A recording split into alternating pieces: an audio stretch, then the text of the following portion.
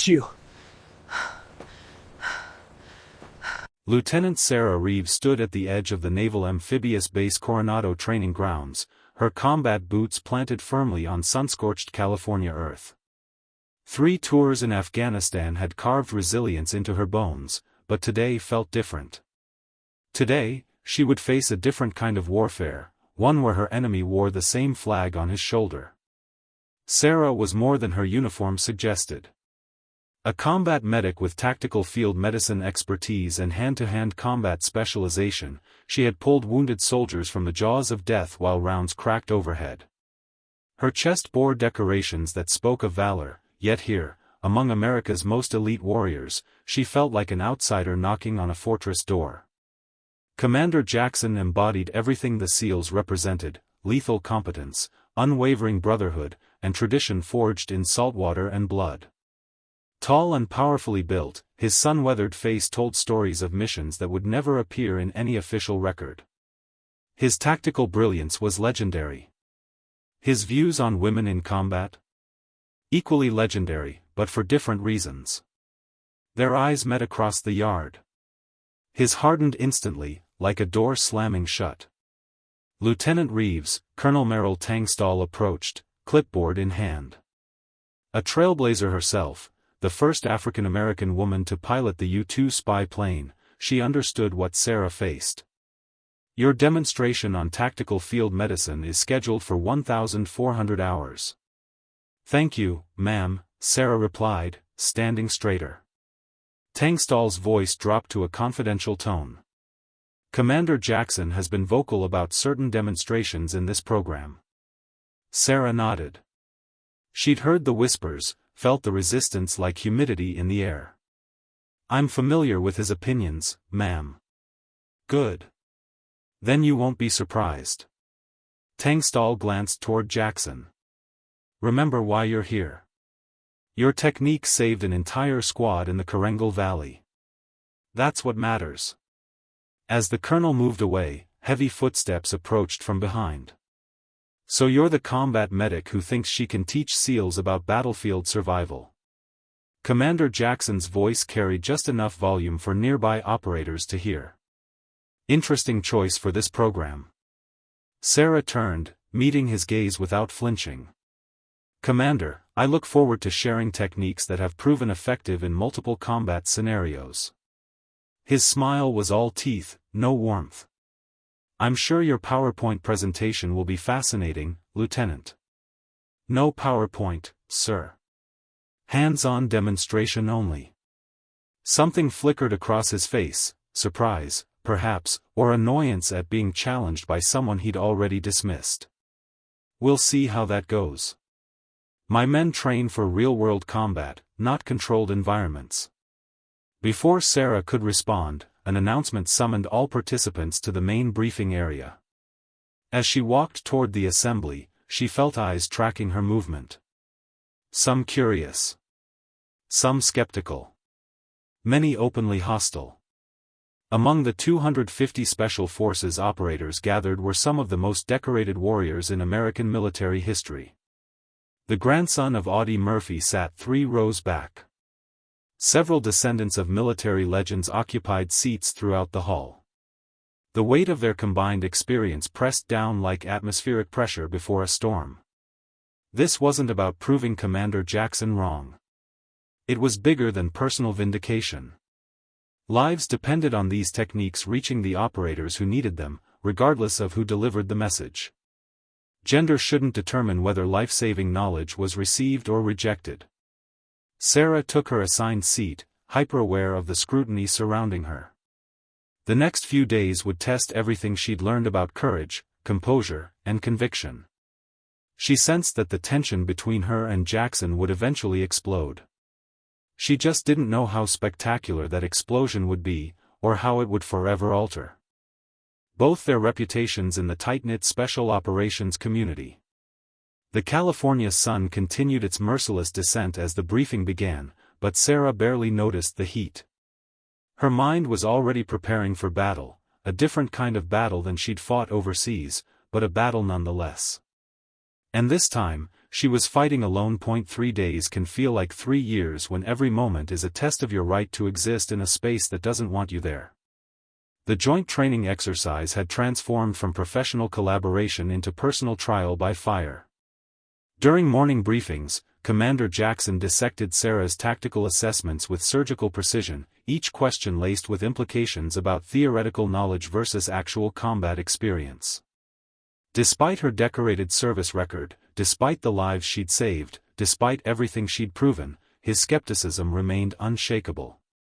The breaking point arrived during her demonstration on emergency field medicine under enemy fire. Sarah had just finished showing the assembled operators how to establish an airway using minimal equipment, a technique she'd refined in the blood and chaos of the Korengal Valley. The room was silent, attentive. For a moment, she thought she'd broken through. Then Commander Jackson stood up from the back row. "Interesting technique, Lieutenant," he said, his voice cutting through the silence like a blade. "But in my experience, when bullets are flying and hostiles are closing in, there's no time for such delicate procedures." Every head in the room swiveled between them. Sarah forced her breathing to remain steady. "With respect, Commander, this technique saved 16 men in the Korengal Valley when our position was overrun.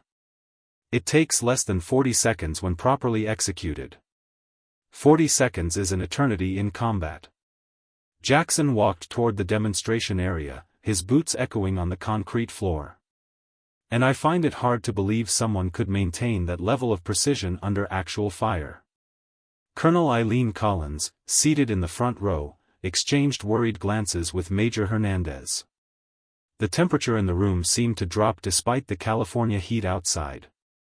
Perhaps the lieutenant would care to demonstrate under more realistic conditions, Jackson suggested, challenge dripping from every word. "Theory is one thing. Application is another." Sarah felt 250 pairs of eyes burning into her. Among those watching were warriors whose names appeared in military history books. Women who had shattered glass ceilings sat alongside men who had stormed beaches and kicked down doors in hostile territory. To back down now would betray not just herself, but every person who had fought for recognition based on merit rather than gender. "I welcome the opportunity, Commander," Sarah replied, her voice steady as bedrock. What followed pushed Sarah to her absolute limits. Lights dimmed. Simulation explosives thundered through speakers. Jackson personally selected 6 SEALs to act as casualties, each with different injuries requiring immediate intervention. Other operators created chaos around her, shouting, moving equipment, simulating the pandemonium of combat. Sarah dropped into muscle memory. Her hands moved with practiced efficiency, her mind compartmentalizing the chaos while her training took over. Establish airway. Control bleeding. Assess for shock. Move to the next casualty. The din faded to background noise as she focused on what mattered, keeping these simulated casualties alive long enough for evacuation. When the exercise concluded and the lights came up, Sarah stood breathing heavily, sweat dripping from her face. Every procedure had been completed successfully. Every casualty stabilized. Even Jackson seemed momentarily speechless. But his silence didn't last. During the afternoon session on close-quarters combat, Jackson reasserted his authority, dismissing modern adaptations that Sarah and others had helped develop through hard-won experience.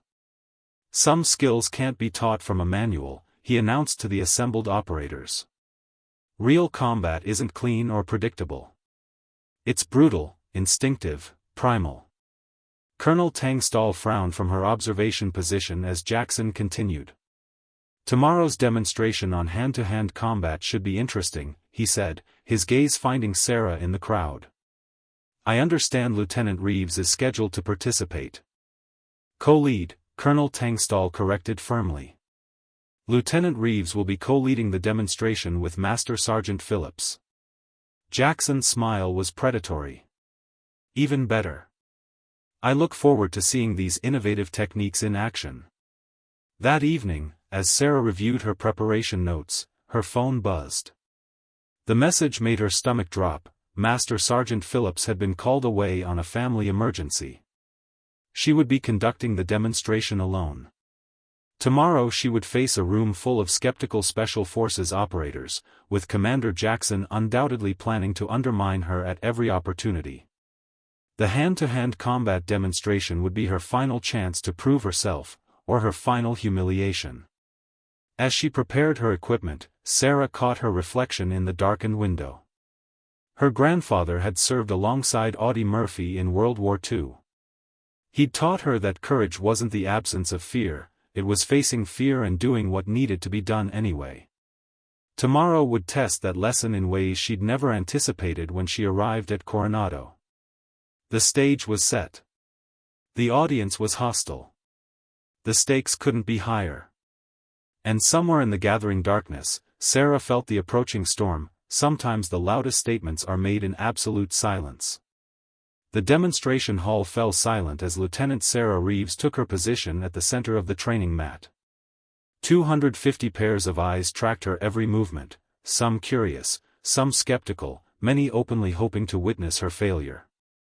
Commander Jackson stood at the edge of the mat, arms crossed, his expression unreadable but his body language screaming skepticism. He'd positioned himself where every operator could see his reactions, a silent judge presiding over what he clearly viewed as an inevitable disaster. Sarah began her demonstration, explaining leverage principles, momentum redirection, and pressure points that could neutralize larger opponents. Her voice remained steady, professional, despite the weight of scrutiny pressing down on her shoulders. 15 minutes in, Jackson interrupted. "Lieutenant, these techniques look impressive in controlled environments," he said, stepping onto the mat uninvited. "But combat doesn't offer the luxury of perfect positioning or cooperative opponents." The room tensed. This wasn't protocol. This wasn't professional critique. This was a public challenge. "Perhaps you'd like to demonstrate on a less cooperative opponent," Jackson continued, moving closer. "Someone who won't stand still while you execute your theoretical techniques." Sarah's pulse quickened, but her voice remained calm. "Commander, I don't think that's." "What's wrong, Lieutenant? All theory and no practical application?" His voice carried to every corner of the room. "Or maybe these techniques only work on training dummies and people who let you win." The insult hung in the air like smoke. Sarah saw Colonel Tangstall rise from her seat, preparing to intervene. But something else rose inside Sarah, not anger, but absolute clarity. "If you're volunteering, Commander, I accept."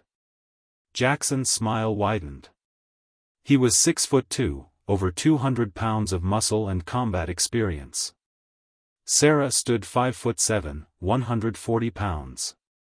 To everyone watching, the outcome seemed predetermined. "Standard rules," Sarah said. "First to establish an incapacitating hold or strike wins." "After you, Lieutenant," Jackson gestured mockingly. "Show us what you've got." Sarah didn't move immediately. She watched Jackson's stance, recognized his confidence bordering on arrogance. He expected her to attack tentatively, to hesitate, to fight scared. Instead, she waited. Jackson moved first, reaching for her with the casual confidence of someone who'd already won. In that instant, that fraction of a second where his weight committed forward and his balance shifted, Sarah struck. She didn't telegraph. Didn't wind up. Didn't give him even a microsecond to adjust. Her palm strike caught him precisely at the base of the solar plexus, delivered with perfect timing, angle, and force. The blow didn't look dramatic, no wild swing, no theatrical flourish. Just biomechanics, leverage, and years of training crystallized into one perfect moment. Commander Jackson's eyes went wide. His breath left his body in a shocked exhale. He staggered backward 3 steps before dropping to one knee, struggling to breathe, his face flushed red. The silence in that hall was absolute. Deafening. Sacred. Sarah stood in position, ready to continue if needed, but it wasn't necessary. The demonstration was over. The point was made. Colonel Tangstall was the first to move, stepping onto the mat to check on Jackson, who waved her off, still gasping for breath. When he finally stood, supported by two of his SEALs, his expression had changed completely. That he managed between breaths was perfect execution. The room erupted, not in mockery, but in genuine respect. Operators who had doubted Sarah moments before were now analyzing what they just witnessed, discussing the technique, recognizing the skill required to deliver such a precise strike. Jackson straightened slowly, his breathing returning to normal. He extended his hand to Sarah. "I was wrong," he said, loud enough for everyone to hear. "About your techniques. About your capabilities." He paused. "About you." Sarah shook his hand firmly. "We're all here to learn, Commander. Ego shouldn't prevent us from accepting knowledge, regardless of its source." What happened next transformed the entire exercise. Jackson asked Sarah to replay the technique in slow motion, analyzing each component. He asked questions, genuine, curious, professional questions. His SEALs gathered around, no longer skeptical but engaged, recognizing that effective combat techniques could come from anywhere, from anyone who had earned them through experience and dedication.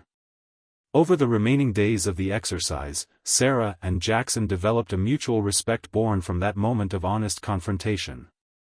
He began incorporating her techniques into SEAL training protocols. She gained insights from his decades of operational experience. But more importantly, something shifted in that room. 250 elite operators witnessed what happens when you judge people by their abilities rather than your assumptions. They saw that strength comes in many forms, that innovation often emerges from unexpected sources, and that the most dangerous opponent is the one you underestimate. 6 months later, Sarah's techniques had been integrated into special operations training across all branches. Jackson personally recommended her for a position developing advanced tactical medicine programs. The story of their confrontation spread through the military, not as a humiliation, but as a lesson in humility, respect, and the courage to admit when you're wrong. Sarah kept a photo from that day on her desk, 250 Special Forces operators, herself, and Commander Jackson, all standing together. Different backgrounds, different experiences, united by a common mission, her grandfather's words echoed in her memory: "Courage isn't the absence of fear. It's facing fear and doing what needs to be done anyway." That day at Coronado, Sarah had done exactly that. And in doing so, she'd silenced more than just one skeptical commander.